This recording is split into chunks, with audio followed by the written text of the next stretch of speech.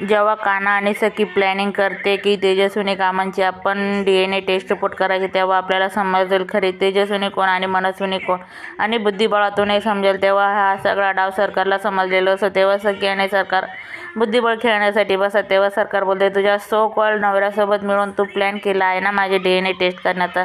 तुम्ही काहीच करू शकत नाही ना, माझी DNA टेस्ट करू शकता ना, माझ्याशी बुद्धिबळ खेळू शकता ना, माझ्या डोळ्यांमधून ओळखू शकता की खरी तेजस्विनी कामत कोण आहे. कारण मला सरकार म्हणतात. सरकार तुम्हाला कधीच समजणार नाही. तेव्हा सखी बोलते, का नाही समजलं. तेव्हा सरकार बोलते, हो ना, माझ्या डोळ्यांवरून माझ्या वागण्यावरून तुम्हाला कधी समजणार नाही की मी मनस्विनी आहे की तेजस्विनी. तेव्हा इकडे कान्हा हा तेजस्विनीला भेटलेला असतो.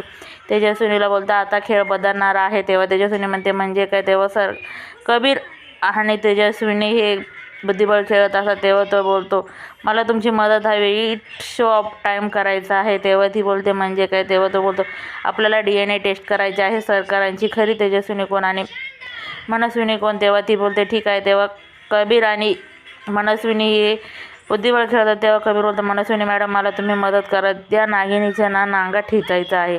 कसा ठेचायचा ना ते तुमच्या हातात राहिला आणि माझ्या हातात. तेव्हा आपण सगळे मिळून त्यांचा कायमचा पत्ता गोल करायचा. तेव्हा ती बोलते, मी तुमच्या कायमसोबत आहे. तेव्हा सरकार बोलते, नागिनीचा नांगा तुम्ही कधीच ठेचू शकत नाही, कारण मी तुमच्या कधी हातीच लागू शकत नाही. तेव्हा सरकार बोलते, बघू ना. तेव्हा कबीर बोलतो, Tejaswini madam it show off time, आता खेळ बदलणार आहे, कारण तुम्ही फक्त आमच्या साथीला उभे राहा. तेव्हा ती बोलते,